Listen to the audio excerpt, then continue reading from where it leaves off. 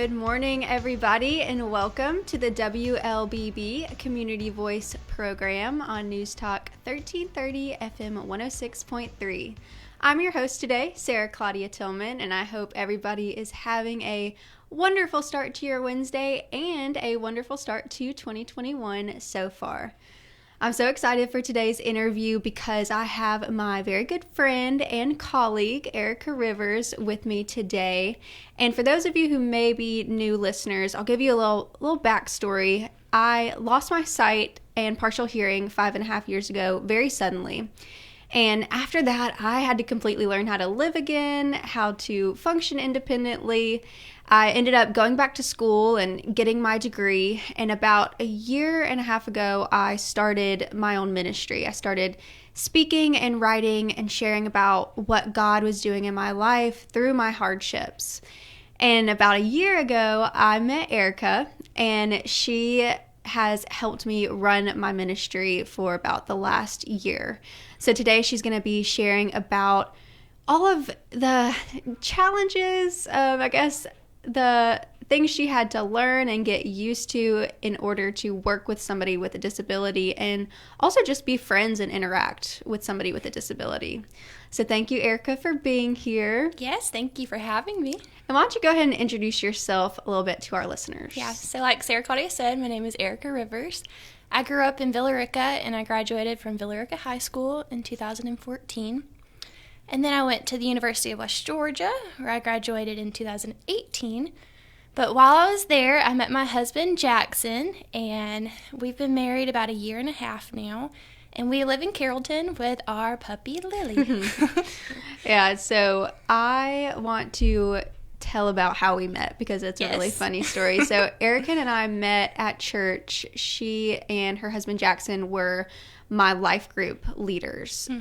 And they had no idea that I couldn't see. So I'll kind of let you take it from there.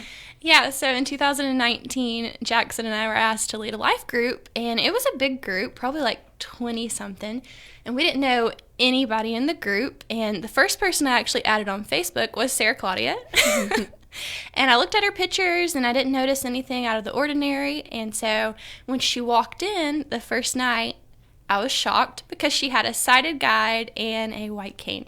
Yes, and that's kind of how it goes with me and a lot of people with disabilities. A lot of them are invisible. You know, to an extent, mine's invisible unless you really know what to look for.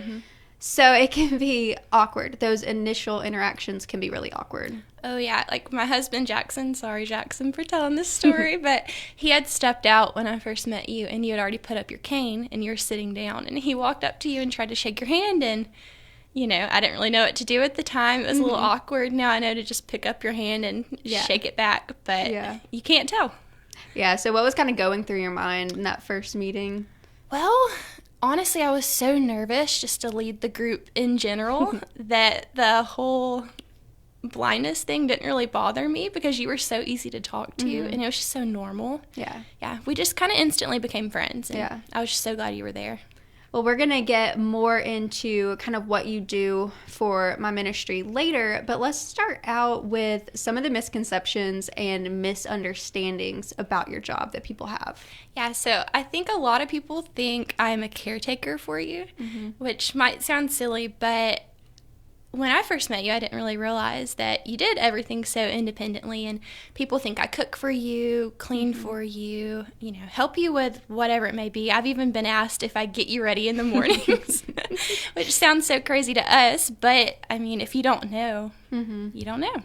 Yeah, I mean, it's something that people ask me too, and you know, you do drive me around, and every now and then there's something around my house that I need organized, but it's a lot more than caretaking. Yes, definitely. Should I say what I do? Yeah, go ahead and tell your actual job task, what you really do for the ministry. Okay, so my title is Marketing and Communications Manager, but that's just a fancy way to say that I handle any of the communications, so anything that goes through social media, on your website, your email, but I also handle anything that's on your website and social media, the design, and just producing it and putting it out there. But I'm also a co-host on the Finding Light podcast with you.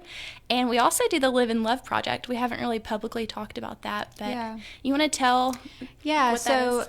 Live and Love in Sara Claudia Ministries, it came to me after a speaking engagement that I had it was several months back, way back in the summer, and one of the ladies, it was at a church, and a lady in the congregation came up to me afterwards, and she started just telling me, really opening up about her grief. She had just lost her husband, and just how much my testimony helped her. And I got the idea later. I was just sitting around, and it was like God kind of, he kind of takes a hold of your attention when he wants to, and he just put it on my heart, like, I've got this platform, I've got this story, and I kind of have people listening to me, so I need to use it, to give that love back to them. So I've really found a passion for reaching out to women who are facing grief and are kind of having to face it alone, especially in with COVID. We try to do it, over the phone or, dropping stuff up at their house, whatever we can do. But it's really about just sharing God's love with others. Exactly. Living in that love. Yeah. And we also published your book. So I got to do all of that stuff, the editing and the formatting and just trying to make it happen. And that was a learning curve, but it's been really fun. It's been a lot for you to learn, but also for me to learn along with you. But when you started out, your job was a little different because when you started out, I was still in school. So I was kind of doing the ministry part, part-time. And then I was needing help with a lot of the things that weren't as accessible for school. Yeah, like I would help you take tests, read them to you, and that was nerve-wracking for me, but we made it through. Yeah. You made all A's, so proud. We did. But once you walked across that stage, things changed. We realized that this could become a full-time ministry, but before then it definitely was very part-time and just getting you through school and getting you across that stage. Yes, literally. Yeah. Erica actually helped me. She led me across the stage. Erica has definitely been through a lot with me, and I think the biggest thing that has helped us work together, despite my blindness and despite all the hardships that come with working so closely with one person, is that we were friends first. Yes. Yeah. So I want to talk about that friendship a little bit. What was it like kind of at the beginning, learning how to just do normal things like walk me to the car, get me in and out buildings? What was that like for you? Well, honestly, it wasn't that hard because you make it really easy. And I know that might be different for other people, but it's just very normal for us. And of course, getting over people staring because they're wondering what's going on, especially if you don't have your cane. But I would probably be staring too, or trying not to stare. We talked about that. We'll talk about that in a little bit. Yeah. But it wasn't really that different. It's just like hanging out with a friend. I was so grateful for you because when I met you, my wedding was coming up, and we really did all of that stuff together. We would have pool days, and we would just talk about that, and we would go get our nails done for my engagement pictures, but whatever it was.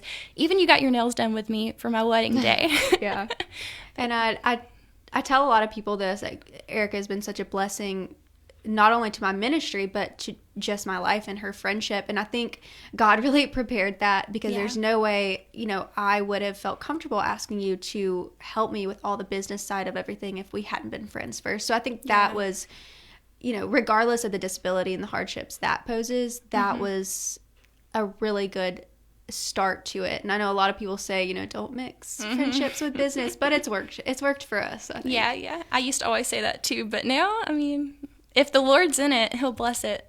Yes. Well, we're going to take a short break, and we'll be right back on Community Voice to hear more from Erica and the challenges she's faced working with somebody with a disability. Stay tuned.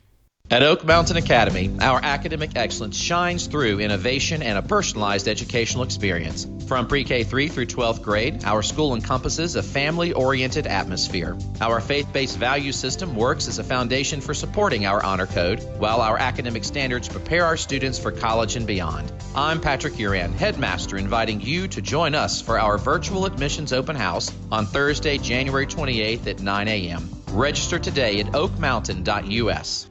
For more than 70 years, you have turned to Tanner Health System for your healthcare needs. As our community moves forward, Tanner is here for you. Strong, safe, and close to home. Routine medical appointments, urgent elective surgeries, and imaging are back on the calendar at our hospitals and Tanner Medical Group practices. With the safety of our patients, staff, and community always our top priority. Learn more at tanner.org. #WeAreTannerStrong. That's tanner.org. #WeAreTannerStrong.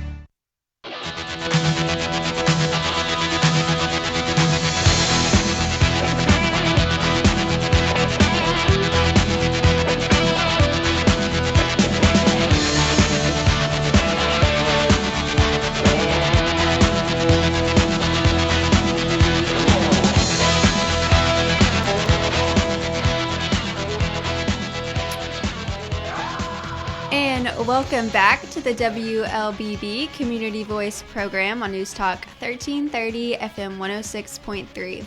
Sara Claudia Tillman here as your host today with my guest, who's also my friend and my colleague, Erica Rivers. And we were just talking about what she does for my ministry, Sara Claudia Ministries. She handles a lot of the social media side of it, as well as communications, my blog. Really, she does everything. Like, I do the writing and I do the speaking, but everything else is all her. So she's definitely been a blessing, but we're really wanting to share the challenges and what all she's had to learn working with somebody with a disability. So before you started working with me, before you even met me, what are kind of some misconceptions that you had about people with disabilities? Yeah, I honestly didn't know that people with disabilities, especially severe disabilities, could be so fiercely independent like you. And it's not that I thought, oh, they can't do that. It's just that I didn't think anything. And when I met you, that was really shown to me because I was so shocked at how independent you were. And that kind of taught me, oh, maybe I was perceiving that in that way and I didn't even realize it. Yeah. I think that's the biggest thing is like, we just don't think about it. Yeah. And I was the same way. Before I lost my sight, I had never met somebody who was blind. And we live in this world where we're so used to, what we do and how we live that when we even do think about something like our sight or our hearing being taken away from us, we just don't see the possibilities because we don't know. And we don't know what all's out there because there's so many things that help me to be independent. Yeah. I would have had no idea. You've taught me so much, even just like your pen friend, teaching me how you label stuff and whether it's your clothes or canned goods, whatever it may be. So for those of you who don't know, a pen friend, it's a way for me to label anything I need to, know what it is, know what color things are. So it's like a pin. It literally looks like a pin, but it comes with adhesive labels and I can record my voice onto the label. Yeah, and if you'd like to see that, it's in a story highlight on her Instagram at Sara Claudia. So what else? Like, is there anything else, misconception-wise, that when we started hanging out and when you started working with me really surprised you? Honestly, not really, because it just was so normal. And I think that's the biggest thing I've learned through anybody with a disability is that they're just people, and don't overthink it. Because I think a lot of people are like, oh, how do you do that? And I'm like, she's just my friend. Yeah. It's normal. Yeah.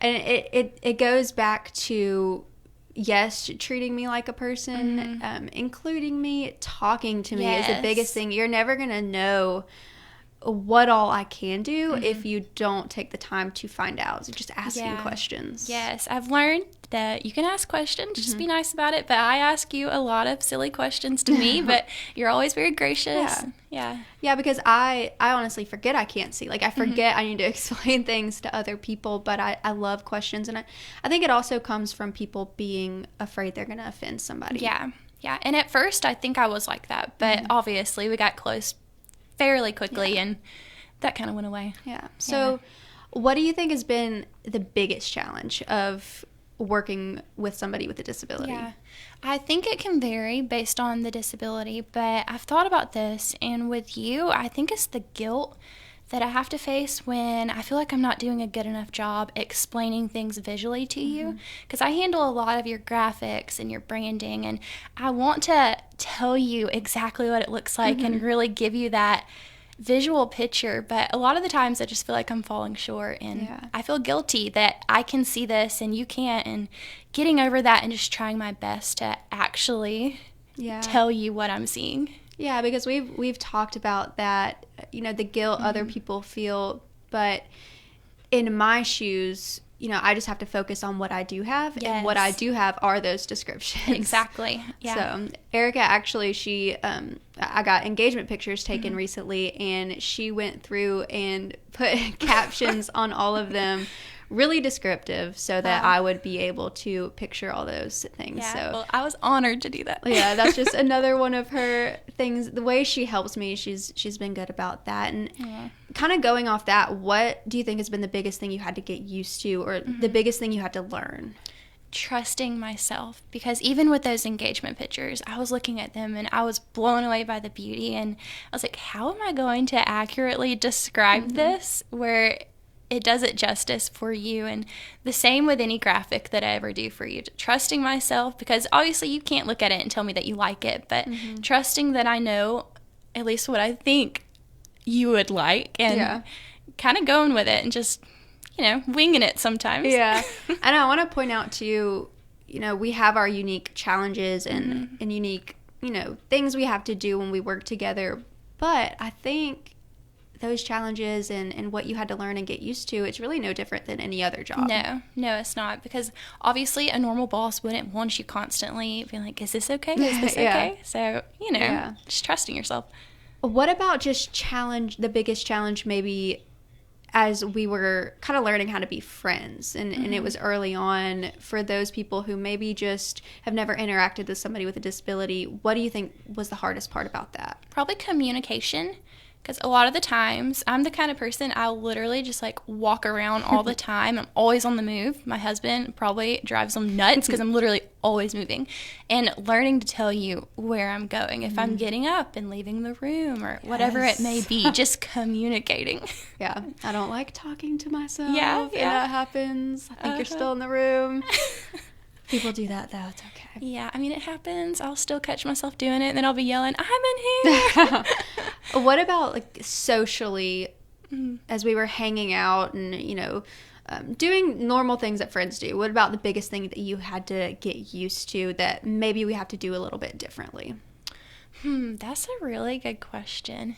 Well, with other people, just when you're meeting them, taking your hand and, giving you the social cues that you can't see and just whispering it in your ear. And even if we're at a speaking engagement, leaning over and trying to tell you what's going on, because obviously you normally don't have to do that, but just including you. Yeah. Even in the little things. I love to tell you, so-and-so just said this, or she's wearing this. And it's fun to do that, but you have to remember to do that. Yeah, and that's a big thing, especially for me, because I also lost hearing in one ear. Yeah. So a lot of times I'm just completely oblivious. And I think you've caught on to that. And that's another thing I would say when you are working with or interacting with or just being friends with somebody who has a disability, kind of tuning in to...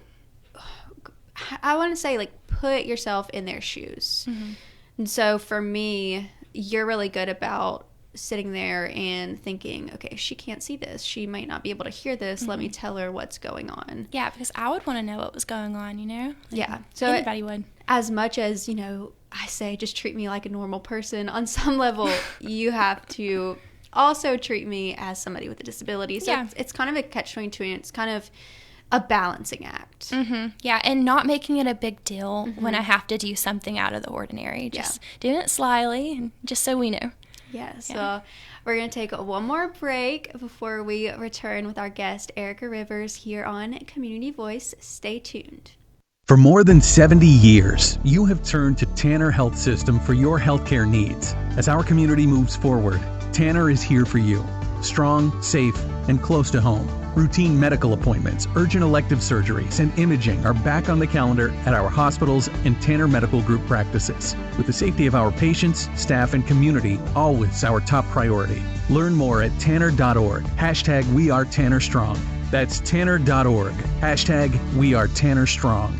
At Oak Mountain Academy, we are a family creating legacies. The Fortner family shares. OMA has assisted us in providing our 3 children with a solid educational foundation and a love of learning. The Academy has done so with an emphasis on building a strong inner character. We would love to share more with you about our school community and how you can become a part of this legacy. I'm Patrick Urian, headmaster, inviting you to join us for our virtual admissions open house on Thursday, January 28th at 9 a.m. Register today at oakmountain.us.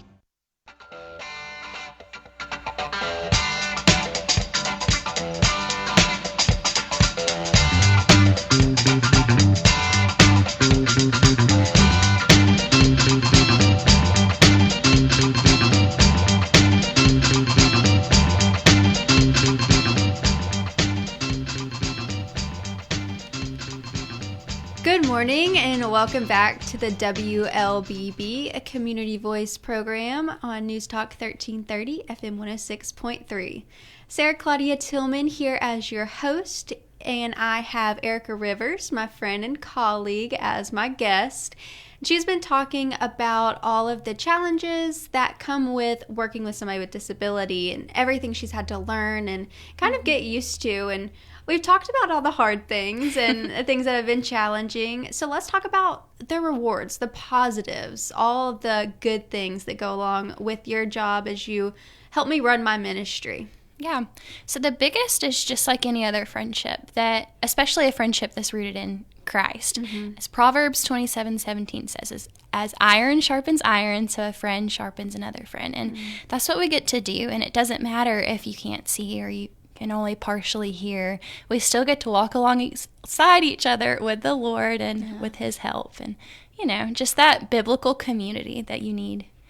That's true. I love that. And I love that verse. And we really do, you know, build each other up. And that's the really great thing about working, for me, you know, so closely with somebody who is my friend, is that I can lean on you for the business side of it, but just, you know, when we need to take a break and just vent about other things, and that's nice. And I don't know about this question, but what do you think working with me and just being friends with me has changed maybe your perspective or how you talk about or approach people with disabilities? Yeah, so when you're little, you're taught, most of us are taught not to stare, and I definitely think I took that approach. I would just try to look away and act like I didn't see what was different because I didn't want to be rude.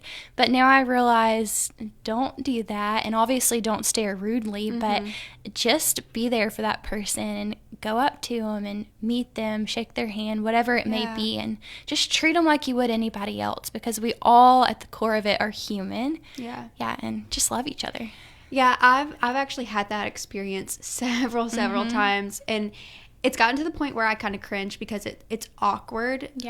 When I'm walking with my cane and kids will ask their parents, what is that? Like, what is she doing? And I would love to be able to answer and explain it to them, but the parents kind of shush them and whisk them away and, you know, make them be quiet. And I think that's where a lot of the misconceptions about people with disabilities come from, because society kind of teaches them not to talk about it and to ignore it. And it comes from, you know, parents, they don't want their kids to be rude or offend, but I would so much more want to listen to their questions and explain and teach them, so that the next time they see somebody with a cane, even if it could be a kid in their class, they know and they can go up and talk to them and make that person feel seen and included. Exactly. And you can teach them what to do. Like, I was with you one day at a speaking engagement, and somebody was scared to come up to you and talk, and I was like, do you want to talk to her? I kind of whispered, and they're like, yeah. And I was like, just go tap on her, say hello. And they're like, how do you do that? I was like, just like anybody else, you just say hello. And they were so surprised. I was like, she's just a human, you know? And it is different for me, because people don't know how to get my attention. And, you know, anybody else with a disability, if you see somebody maybe, you know, in a wheelchair who can't move their arms well, you don't know how to shake their hand. But it's just kind of going up and saying hello. And if you don't know, just ask. Yeah. I would so much rather somebody ask than just ignore it and us not to have that conversation. Exactly. So what has been kind of your favorite project with my ministry so far? We've done so many things together, and you've helped me so much grow this ministry that's ultimately serving God. But what's been your favorite project? Ooh, I have so many, but I think one of them is the Finding Light podcast. We talked about that a little bit earlier, but I get to be your co-host, and it's been so fun. Yes, it's been a journey, me and Erica, getting used to kind of being on the air together. But we love it, and we interview. It's kind of an extension, really, of what I do here. We interview people in the community and, you know, far away who have gone through some kind of trial or tragedy and have found light through Christ through their dark situation. Exactly. It's been so fun. And what have been, I don't even know if there have been any challenges due to my disability from that. I think it's been kind of just getting used to it overall. Yeah, honestly, there hasn't really been any challenges. When we record, when we're interviewing others, maybe the eye contact gets a little awkward. I can kind of tell, but that doesn't really matter because it's just recorded. Yeah. And, you know, but that's fun because unlike this, you get to be edited. Thank you, Seth Kane. Yes. And what about the book? Yes. What about that? Was that another favorite project for you? Yes. It's so cool. I get to say I helped publish your first book. Yeah. Yeah. Blind Faith Devotional. Yeah. Erica is pretty much my editor, my publisher, my everything. And she had to learn a lot because there was a lot that I could not do in that process. Like I said, I write, I speak, and Erica kind of does everything in the background. So I think a lot of other writers who want to self-publish, they would have done a lot of that themselves, but you kind of had to pick up the slack there. Yeah, but the Lord has been really gracious to me because he put people in our path that could help us and, you know, take me along and be like, it's okay, you've got this, and made it understandable because it's kind of foreign. It's like another language at first, but we figured it out. And you talked about your guilt, not being able to describe things to me or whatever it is. I also kind of feel the same way when there's something that I literally can't help you with. So it's kind of a give and take for us. And I think we both have learned to understand each other's, you know, limitations. Yeah, exactly. And just being understanding, but also trying to teach each other, don't feel guilty because it's not your fault. You know, you're doing your best and that's all you can do. Yeah. So as we get ready to close, I think you've shared so much and hopefully made people feel comfortable, you know, interacting with somebody with disability. But what would be your biggest piece of advice to listeners about how to interact with somebody who's different? Yeah, so my granny, which is my favorite person in the world, her biggest piece of advice was always just be sweet, kind, and loving to anybody that you meet. And I think that applies to this situation right now. Just be sweet, be kind, and be loving, and be there for that person. Whatever you need to do to make them comfortable, do it. Yes, I love that. That's perfect advice, not just for interacting with somebody with disability, but interacting with anybody. Yeah. You know, being that friend, being there, asking questions, treating them like normal. Exactly. Just being there, being a friend and loving on them the way that Christ has called us to love, you know, no matter who it is. Aw. Yeah. Well, thank you so much, Erica, for coming on here and sharing with our listeners about what you do and kind of crushing some of those stereotypes and misconceptions and not only educating but entertaining our listeners as well. Well, thank you. Thank you all who listened, and be sure to check me out next month on Community Voice to see who I will be interviewing, and I'm sure it will be just as inspiring as Erica's was. Thank you. Thank you, and see y'all next time.